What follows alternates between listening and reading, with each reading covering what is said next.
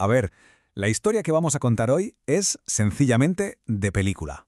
Va de un reino que nace de la tragedia más absoluta. Imaginemos esto, un único superviviente de una masacre familiar que cruza un continente entero y funde un estado que duraría, ojo, 173 años. Pues esa es la increíble historia del Emirato de Córdoba. Una lucha constante por sobrevivir, vamos desde el minuto 1. Para entender bien esta auténtica montaña rusa de poder, vamos a seguir un viaje en 5 actos. Empezaremos viendo cómo se forja este reino en el exilio, luego las primeras grietas que aparecen, su breve pero brillante edad de oro, el fuego de la rebelión que lo consume todo y finalmente cómo se desliza hacia la anarquía total. Vamos a ello. Y claro, todo empieza con una persona, con un nombre, Abd al-Rahman I, el único omeya que sobrevive a la matanza de su familia. Después de una huida que es casi un milagro, desembarca en Al-Ándalus con una idea fija en la cabeza, reclamar un reino para él. Fijaos en la cronología, porque es alucinante. Año 755. Abd al-Rahman pone un pie en Al-Ándalus. Un solo año después, en el 756, ya ha vencido al gobernador que estaba allí y se ha proclamado emir independiente. O sea, una toma de poder rapidísima y desde luego muy audaz. La pregunta es, ¿cómo lo hace? ¿Cómo un fugitivo logra algo así? Pues con una estrategia clarísima en 4 pasos. Primero, imponerse por la fuerza, someter a todas las tribus que no lo querían allí. Segundo, pasta, dinero, recaudar impuestos para pagarse un ejército de mercenarios que le fueran leales solo a él. Tercero, establecer una capital, Córdoba, para que todo el mundo supiera dónde estaba el poder. Y cuarto, y muy importante, construir un legado, empezar a levantar la gran mezquita para dejar claro que su poder no era solo militar, sino también cultural y religioso. Pero claro, una cosa es construir un reino y otra, muy distinta, es conseguir que no se te caiga encima. Y la estabilidad del Emirato se puso a prueba enseguida. Y no tanto por los enemigos de fuera, sino por unas grietas que empezaron a aparecer desde dentro. Aquí vemos el primer gran contraste, porque los dos emires que sucedieron a Abd al-Rahman no podían ser más diferentes. Hisham I tuvo un reinado más o menos tranquilo, aunque perdió territorios importantes en el norte contra Carlomagno. Pero luego llegó su hijo, Al-Hakam I, y el panorama cambió por completo. Su gobierno fue de mano dura, de represión brutal. Se dedicó a subir los impuestos, lo que provocó revueltas enormes de los muladíes, o sea, los hispanos que se habían convertido al Islam, y su respuesta fue aplastarlas con una violencia tremenda. Hay un ejemplo que que pone los pelos de punta. Pasó en Toledo en el 797. Para acabar con una revuelta, Al-Hakam invitó a todos los líderes de la ciudad a un banquete. Una trampa, claro. Los fue decapitando uno a uno y tirando sus cuerpos a un foso. Este episodio pasó a la historia con el nombre de la Jornada del Foso. Y esta es la clave de todo. La mano de hierro de Al-Hakam no trajo la paz.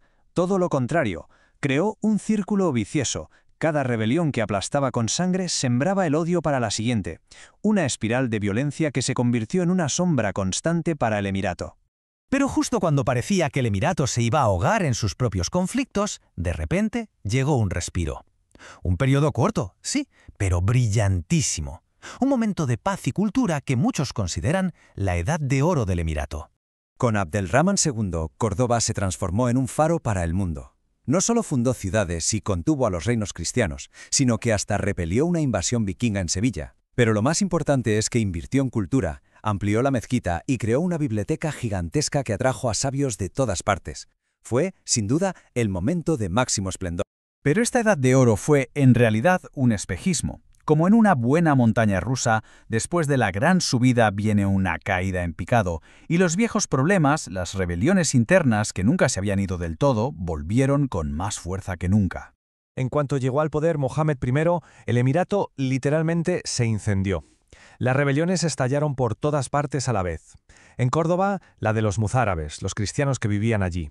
En Toledo, otra vez los muladíes. Y en Zaragoza, familias poderosas que decidieron que querían ir por su cuenta. El poder central se estaba desmoronando a pedazos. Y el símbolo de toda esta decadencia tiene un nombre: Omar ibn Hafsun. Este líder rebelde fue más allá de simplemente luchar contra el emir, hizo algo que parecía impensable. Creó su propio estado independiente en Bobastro, en el corazón de Al-Ándalus. La señal era clara: la autoridad de Córdoba ya no significaba nada para muchos. Y con esto llegamos al colapso, a la fase final, una etapa en la que la figura del emir es poco más que un fantasma, y el Emirato se rompe en 1000 trozos. Es simple y llanamente la anarquía. Este periodo, los años entre el 888 y el 912, que coinciden con el reinado de Abdalá, marcan el punto más bajo de la historia del emirato. El emir era una figura decorativa, no mandaba más allá de las murallas de su palacio en Córdoba. El poder real estaba en la calle, en manos de señores de la guerra. Esto que vemos aquí es el mapa de esa ruptura. Lo que antes era un estado más o menos unido, ahora es un puzzle de pequeños señoríos independientes. El de Bobastro, el de Niebla, hasta una república de comerciantes en Pechina. Córdoba seguía siendo la capital, sí, pero una capital sin reino. Y todo esto nos deja con una pregunta final que es muy potente. A ver, el emirato nació de una rebelión contra un poder lejano, el califato basí. Entonces, ¿era inevitable que muriera precisamente por lo mismo, por rebeliones internas? Es una paradoja fascinante que nos cuenta mucho sobre cómo se construye el poder y, sobre todo, cómo se destruye.